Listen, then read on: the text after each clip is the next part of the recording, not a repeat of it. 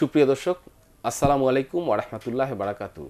সবাইকে প্রীতি ও শুভেচ্ছা জানিয়ে শুরু করছি আমাদের নিয়মিত সাপ্তাহিক আয়োজন ব্রিক্স লজিস্টিক্স সফলতা সিঁড়ি। সুধী দর্শক, আমরা আমাদের এই অনুষ্ঠানের মাধ্যমে আপনাদেরকে জানাতে চেষ্টা করি সফল ব্যক্তিদের জীবন যুদ্ধের কথা, জীবন সংগ্রামের কথা এবং সফলতার কথা।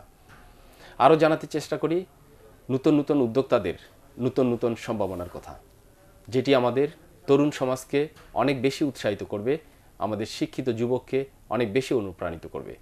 তেমনি আজ আমাদের মাঝে উপস্থিত হয়েছেন জাতীয় বস্ত্র প্রকৌশল ও গবেষণা ইনস্টিটিউটের ছাত্র জনাব আব্দুল্লাহ রুমন।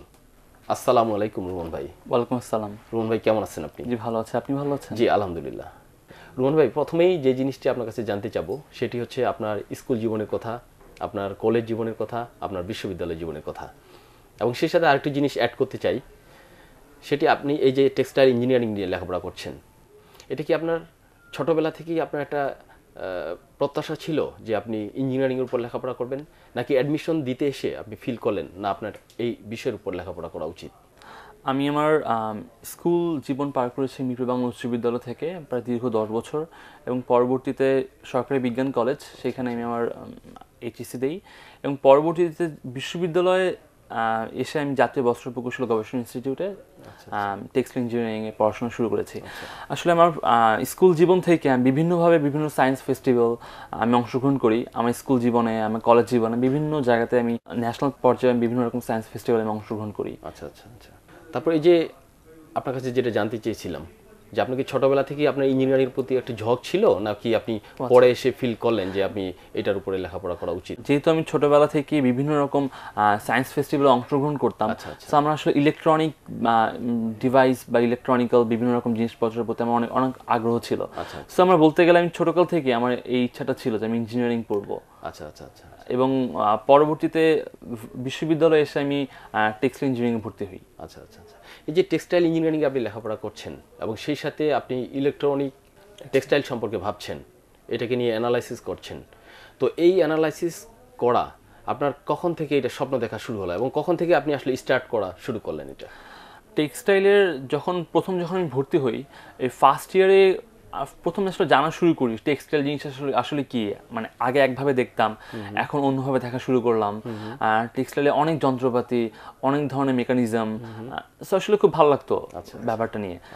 তারপর থেকে আসলে বিভিন্ন রকম বই পড়া, রিভিউ পড়া, বা ইন্টারনেটে বিভিন্ন রকম রিসার্চ পেপার চেষ্টা করতাম ওয়ার্ল্ড ওয়াইড কী ধরনের কাজ হচ্ছে সেসব নিয়ে চিন্তা ভাবনা করার।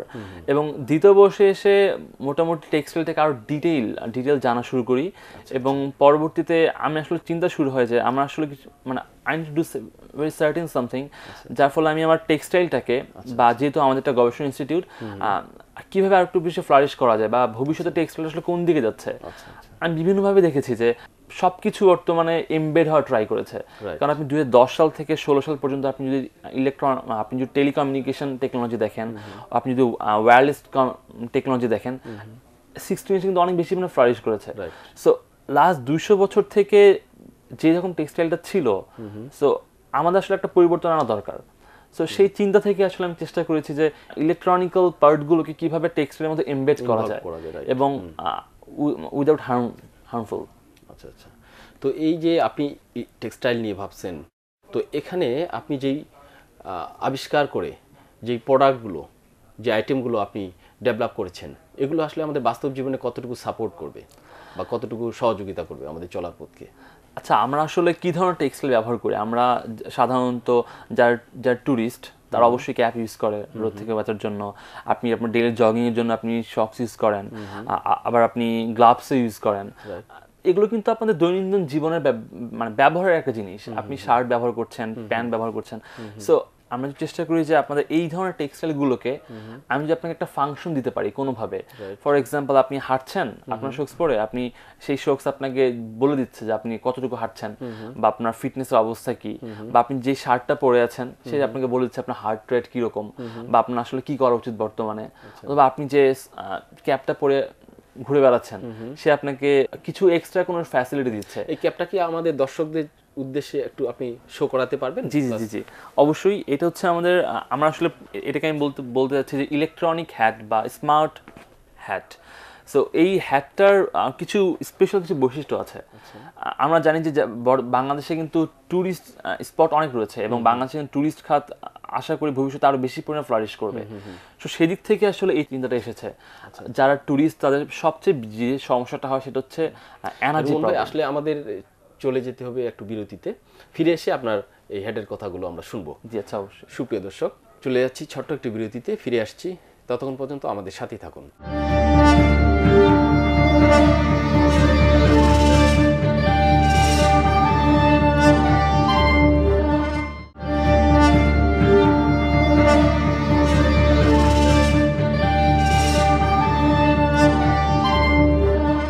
প্রিয় দর্শক, আপনাদেরকে অসংখ্য ধন্যবাদ জানাচ্ছি আমাদের সাথে থাকার জন্য। আমরা দেখছিলাম আমাদের প্রিয় অনুষ্ঠান ব্রিক্স লজিস্টিক্স সফলতা সিঁড়ি। রুমন ভাই, আমরা যেটা শুনছিলাম আপনার হেডের কথা। আচ্ছা, আমাদের এই হ্যাটে আপনি দেখতে পাচ্ছেন যে এখানে একটা সোলার প্যানেল রয়েছে এমবেডেড, তাছাড়া ভেতরে রয়েছে 2600 mAh এর একটা ব্যাটারি, এবং দ্যাট মিনস আপনি সোলার প্যানেল থেকে ব্যাটারি চার্জ হতে পারবে। তাছাড়া আপনি এখানে ডিরেক্টলি ইউএসবি দিয়েও চার্জ দিতে পারবেন। এর মানে হচ্ছে আপনি পুরো হ্যাটটাকে একটা পুরো ব্যাটারি প্যাক হিসেবে ব্যবহার করতে পারছেন। তাছাড়া এর মধ্যে একটা ব্লুটুথ 3.0 একটা এমবেডেড একটা সার্কিট দেওয়া আছে, যার মাধ্যমে আপনার মোবাইল পেয়ারিংয়ের মাধ্যমে আপনি বিভিন্ন রকম কাজ করতে পারবেন, যেমন ফোন রিসিভ করা বা গান শোনা ইত্যাদি। এখানে আপনি দেখতে পাচ্ছেন যে একটা সুইপিং বাটন, এবং সুইপিং বাটনের মাধ্যমে কিন্তু আপনি ফোন রিসিভ করতে পারছেন, প্লে, পজ, নেক্সট এই কাজগুলো করতে পারছেন। তাছাড়া আপনি দেখতে পাচ্ছেন যে একটা মাইক্রোফোন, যার মাধ্যমে আপনি কথা বলতে পারছেন, এবং এখানে দেখতে পাচ্ছেন যে একটা লাইট, ইমার্জেন্সি লাইট।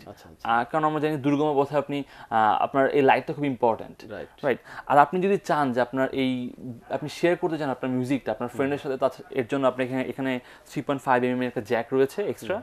এবং তাছাড়াও আরেকটা মজার ব্যাপার হচ্ছে যে এই পুরো হ্যাটটা কিন্তু একটা MP3 প্লেয়ার রয়েছে ভেতরে, এবং যেটা 32 GB পর্যন্ত এক্সপেন্ডেবল। আপনি দেখতে পাচ্ছেন যে এখানে একটা মেমোরি কার্ড স্লট, যেখান থেকে আপনি গান শোনার জন্য বিশেষভাবে উপকারী। আচ্ছা আচ্ছা। এরপর আমাদের আরও কিছু কাজ, যেমন আপনি দেখতে পাচ্ছেন এখানে স্মার্ট গ্লোভস। স্মার্ট গ্লোভস দেওয়ার একটা কারণ হচ্ছে আমরা যারা সাইক্লিং, যারা বাইকিং করি, অথবা শীতকাল আপনি চাইবেন না যে আপনার আপনি ফোন রিসিভ করার জন্য বারবার আপনার গ্লাভস খোলার জন্য, অথবা যারা বাইকিং করে it will be very impossible যে আপনি সিমultaneously দুইটা হাত একসঙ্গে বের করে আপনি ফোন রিসিভ করবেন। সো তাদের জন্য আসলে এটা আপনি পড়ার মাধ্যমে যে সুবিধাটা পাচ্ছেন, দেখেন যে এখানে আমাদের ব্লুটুথ 3.0 আছে, এখানে দেখতে পাচ্ছেন যে একটা বাটন, এখানে একটা হিয়ারিং স্পিকার, এখানে একটা মাইক্রোফোন। সো আপনি জাস্ট এখানে সিঙ্গল ক্লিকের মাধ্যমে আপনি ফোন রিসিভ করতে পারছেন, আচ্ছা, ব্লুটুথ পেয়ারিং এর মাধ্যমে। সো এটা কিন্তু এর জন্য আমরা বলছি এটা একটা স্মার্ট গ্লোভস। ওকে, তারপর দেখতে পাচ্ছেন যে এখানে আমাদের একটা আছে স্মার্ট শক্স। এটা কিন্তু দেখতে জেনারেল শক্সের মতনই, বেন্ডেবল, ওয়াশেবল। আপনি নর্মাল আপনি ফার্স্ট আপনি আইডেন্টিফাই করতে পারবেন না যেটা আসলে নর্মাল শক্স নাকি স্মার্ট শক্স। এটা আপনাকে একটা ফ্যাসিলিটি দিবে। কীরকম, বর্তমানে কিন্তু বাজারে অনেক ধরনের ওয়্যারেবল টেকনোলজি এসেছে হেলথ কেয়ারের জন্য, যে কতটুকু হাঁটছেন অথবা আপনার কতটুকু ক্যালোরি বার্ন হচ্ছে এসব নিয়ে। মেইন যে সমস্যাটা সেগুলোর মধ্যে যে সেগুলো অনেকেই মনে করে সেটা র্যাশি হয় বা খুব অ্যালার্জিক হয়, এর জন্য অনেকেই ব্যবহার করে না। সো আমরা আসলে চাচ্ছিলাম যে এমন কোনো কিছু যেটা আপনি ডেইলি ইউজ করেন। আপনি দেখতে পাচ্ছেন আপনি কিন্তু সকালবেলা যখন জগিং করেন আপনি কিন্তু শক্স কিন্তু অবশ্যই ব্যবহার করেন। সো তাদের জন্য আসলে আপনি এটা পড়বেন, এবং থ্রু ব্লুটুথ সিনক্রোনাইজেশন সে আপনাকে জানিয়ে দেবে আপনি কতটুকু হাঁটছেন, বা আপনার কতটুকু ক্যালোরি বার্ন হচ্ছে, বা আপনার ওয়েট এবং হাইট ওয়াইজ আপনার কতটুকু আসলে হাঁটা উচিত। এই সকল ধরনের ইনফরমেশন আসলে আপনি এই স্মার্ট শক্স থেকে আপনি জানতে পারবেন। আর এর মধ্যে একটা ডিভাইস আছে, এবং আপনি শুধুমাত্র এই শক্সটা চেঞ্জ করে ওই ডিভাইসটা ইনপুট দিয়ে দিলেই আপনি বারবার আপনি সেটা ইউজ করতে পারবেন। দ্যাট মিনস আপনি এরকম না যে শুধুমাত্র আপনি একবার শক্স কিনলেন আর একবারই শেষ হয়ে গেল, এরকম না।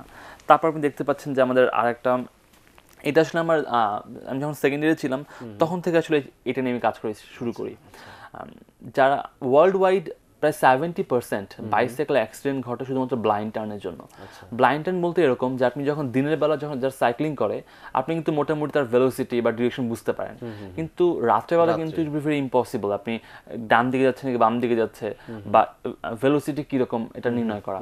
সো এটা আসলে তাদের জন্য আপনি যে কোনো সেটের উপর জামার উপর আপনি সেটা পড়তে পারবেন, এবং পরে আপনার এখানে দেখতে পাচ্ছেন যে এর মধ্যে একটা 315 মেগাহার্টজের একটা রেডিও ফ্রিকোয়েন্সি ইউজ করা হয়েছে, এবং পুরো সার্কিট কিন্তু আমি ওভেন ফ্যাব্রিকের উপর করা হয়েছে থ্রু ইলেকট্রিক থ্রেড দিয়ে। আচ্ছা আচ্ছা, ওকে।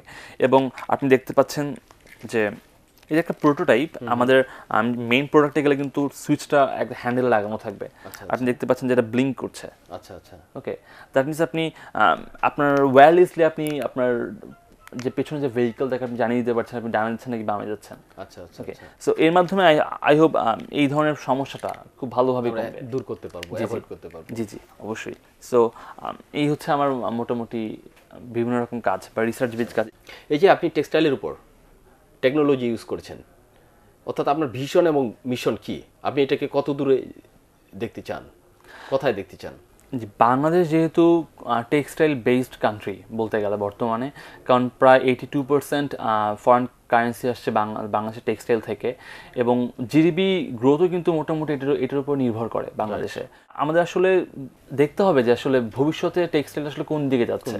ওকে, সো এই চিন্তা থেকে কিন্তু আসলে আমাদের কাজগুলো করা, এবং আমি চাই বাংলাদেশে উইদিন ফিউ ইয়ার্স বাংলাদেশে এই ধরনের ফাংশনাল টেক্সটাইল নিয়ে কাজ হবে, যার মাধ্যমে তাহলে আপনি কি মনে করেন এটা আমাদের অদূর ভবিষ্যতে বা ইন নিয়ার ফিউচার এটা একটা এক্সপোর্ট ওরিয়েন্টেড খাত হতে পারে? হ্যাঁ অবশ্যই, কারণ একটা এস্টিমেটেড করা হয়েছে যে ওয়ার্ল্ড ওয়াইড 2022 এর মধ্যে world market of smart textile $3 billion মার্কিন ডলার। ওকে, এটা কিন্তু huge amount of money.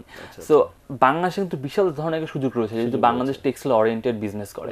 Okay, so বাংলাদেশে আসলে এখন যেটা করতে হবে যে সামথিং ভেরি ফাংশনাল, এই ধরনের টেক্সটাইলটাকে রপ্তানি করে আরো বেশি পরিমাণে ভ্যালু অ্যাড করা যায় কিভাবে, এর মাধ্যমে কিন্তু আরো ভালোভাবে বাংলাদেশ ফরেন কারেন্সি আর্ন করতে পারে।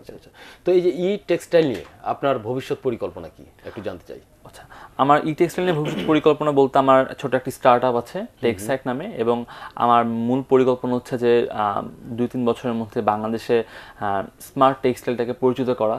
এবং যেহেতু ওয়ার্ল্ড ওয়াইড কিন্তু অনেক ধরনের কাজ হচ্ছে, অ্যাডিডাস কাজ করছে, গুগল জ্যাকার্ড নিয়ে কাজ হচ্ছে, লিভাইস কাজ করছে, স্পার্ক ফান কাজ করছে, কেকাপ্যাড কাজ করছে।